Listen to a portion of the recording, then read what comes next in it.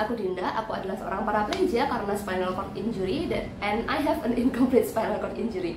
Dan di video kali ini aku akan ngomongin soal decubitus atau luka baring atau bahasa Inggrisnya pressure sore. Susah ya bahasa Inggris yang banyak S-nya itu, tapi ini tulisannya. Nah, decubitus ini apa sih? Decubitus adalah cedera pada kulit dan jaringan di bawahnya akibat tekanan berkepanjangan pada area kulit tersebut. Nah, hal ini terjadi pada orang yang kondisinya menyebabkan mereka ini memiliki gerak yang terbatas.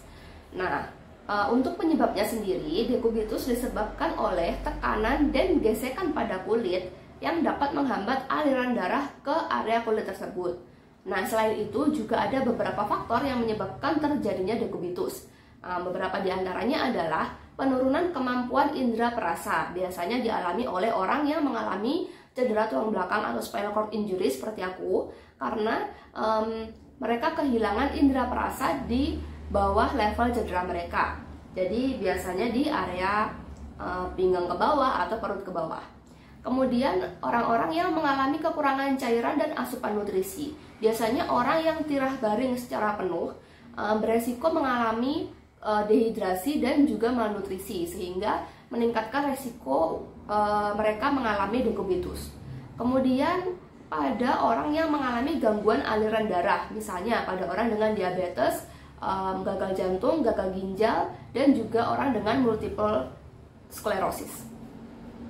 Nah, untuk lokasinya itu biasanya di area belakang tubuh ya, biasanya orang-orang yang berbaring itu mengalami decubitus di area mungkin tengkuk, punggung, area pinggang, tulang ekor, pantat, kemudian area belakang lutut, tumit, seperti itu. Sedangkan orang yang di kursi roda mengalami decubitus biasanya di area di area pantat, di area tulang ekor, di area tumit, pergelangan kaki, pinggul, seperti itu.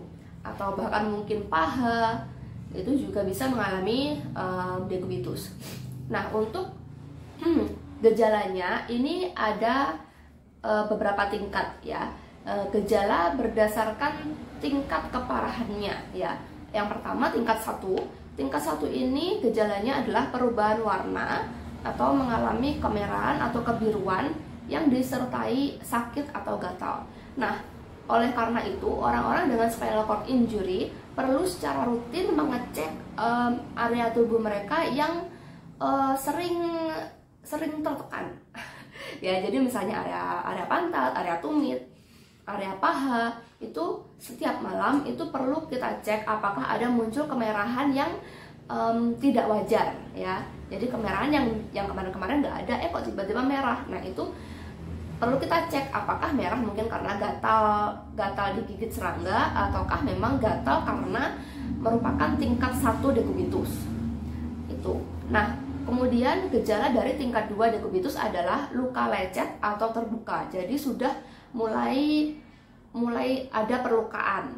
Kemudian untuk tingkat 3 gejalanya adalah lukanya sudah mulai terbuka sehingga beberapa lapisan kulit yang lebih dalam. Maksudnya luka terbuka hingga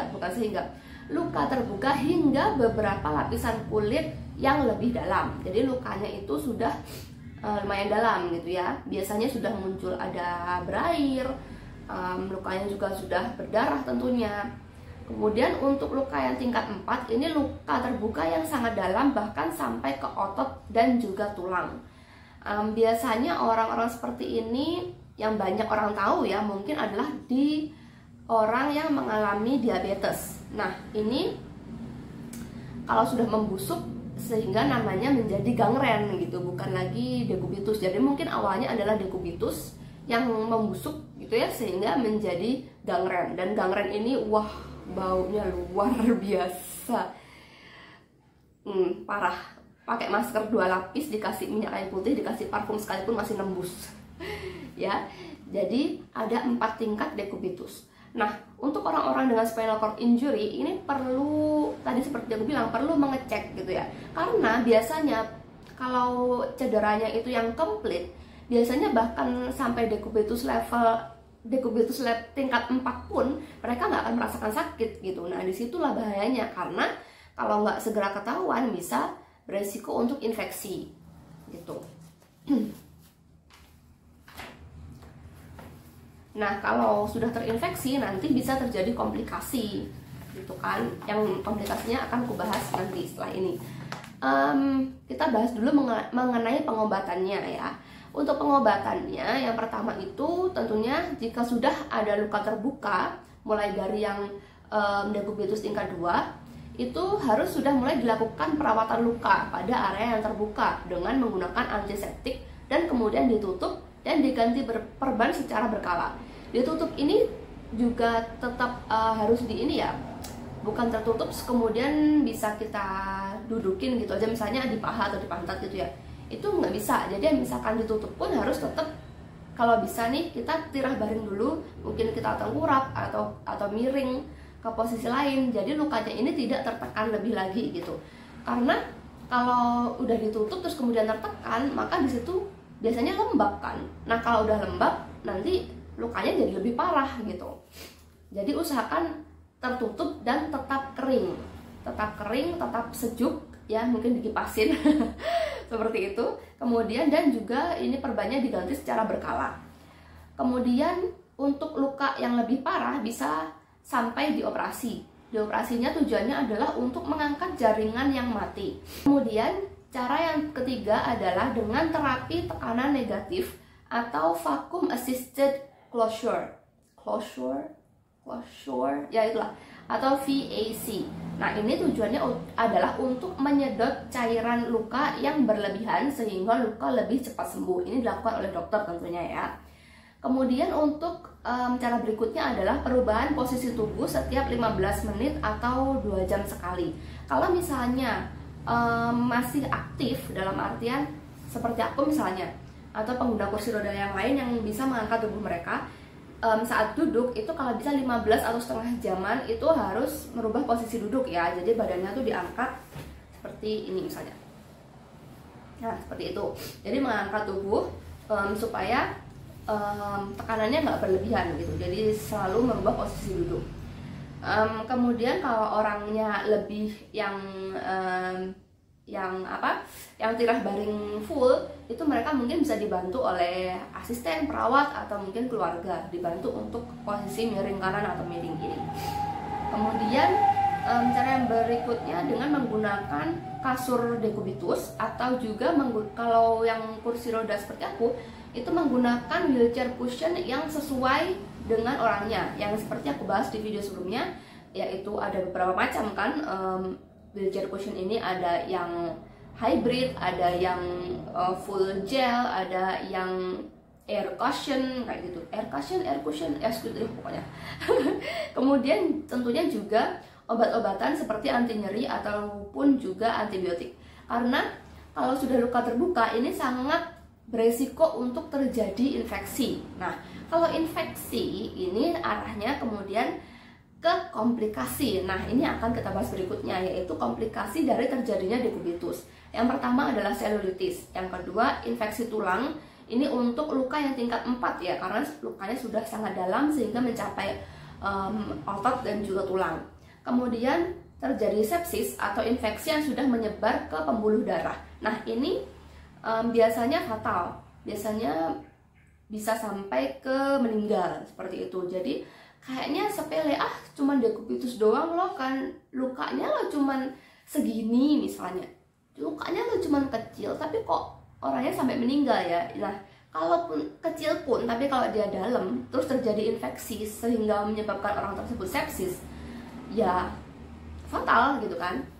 Nah untuk itu orang-orang dengan spinal cord injury harus sering ngecek kondisinya, sering ngecek kulitnya, sering merubah posisi juga. Jadi kalaupun misalnya yang malah newly injured, kalian jangan males bergerak. Jadi kalau kalian nggak bisa sendiri, belum bisa sendiri, minta bantuan keluarga. Supaya nggak ngerepotin lama-lama, ya harus cepat-cepat mandiri gitu. Nah mungkin itu aja yang aku bahas di video kali ini mengenai dekubitus. Nah orang-orang yang mengalami spinal cord injury ini sangat sering, banyak sekali yang mengalami dekubitus. Mungkin minimal tuh sekali seumur hidupnya tuh mereka pernah mengalami decubitus gitu ya. Karena ya itu tadi, karena mungkin kadang udah enak duduk begini aja gitu, akhirnya lupa untuk merubah posisi sehingga mereka mengalami decubitus gitu kan. Kemudian ada lagi faktor resiko tadi yang nggak aku sebutkan, yaitu orang yang mengalami inkontinensia uri, atau orang yang biasanya ngompol, atau mungkin BAB yang tidak terasa, yang itu jelasnya dialami oleh kami orang dengan spinal cord injury karena BAB dan BAK kami nggak normal. Itu lebih ya itu tadi, meningkatkan resiko terjadinya decubitus karena udah duduk gitu kan, ngompol, nggak tahu nih, nggak kerasa kan, nah udah ketekan tulang ekor, kemudian kondisi basah, ya udah jaringannya kan otomatis jadi lembek kan daerah kulit sekitar situ. Nah itu resiko sekali terjadi luka. Oleh karena itu kita harus melakukan koneksi ulang ke badan kita. Jadi harus tahu, oh ini kayaknya gue ngompol deh, oh kayaknya ini mau BAK deh, oh ini kayaknya badanku udah nggak nyaman. Itu harus dibiasakan beradaptasi kembali dengan tubuh kita gitu. Karena ya manfaatnya banyak sekali. Itu yang pertama, mencegah decubitus ini tentunya ya kan, karena kalau kita udah merasa kayaknya keju deh, kayaknya pegel deh badan gue gitu, oh berarti harus berubah posisi kayak gitu. Kemudian oh kayaknya waktunya BAK deh, oh ya udah BAK biar nggak sampai terjadi ngompol gitu. Itu bagi yang ada terasa ya. Kalaupun nggak terasa, walaupun komplit sekalipun, bahkan quadriplegia komplit sekalipun, mereka masih ada rasa, oh kayaknya waktunya BAK deh ini, kayaknya waktunya kateter deh ini. Itu mereka ada feel. Itu kalau mereka sudah mau beradaptasi dengan badan mereka gitu ya. Kalau yang belum sih ya yuk dilatih yuk, connect kembali ke badan kita gitu. Kemudian selain connect kembali ke badan kita setiap malam diusahakan itu selalu ngecek ya. Jadi tiduran pakai kaca di belakangnya gitu, ngecek apakah ada luka kemerahan yang itu tadi nggak wajar atau gimana, supaya kita tahu sedini mungkin jika akan mengalami decubitus gitu ya. Harapannya sih nggak usah mengalami decubitus retake. Tujuannya sih nggak usah, harapannya sih nggak usah decubitus aja lah ya, nggak usah, aduh nggak enak ya kan, nggak keren gitu, nggak keren tapi semua orang pernah ngalamin gitu kan, repot. Ya udah, oke, nah segitu aja video kali ini. Semoga bisa dipahami, semoga informasinya bermanfaat, dan jika bermanfaat jangan lupa untuk like, share, dan komen, dan juga subscribe supaya aku lebih semangat lagi bikin video berikutnya. So see you in the next video, bye bye.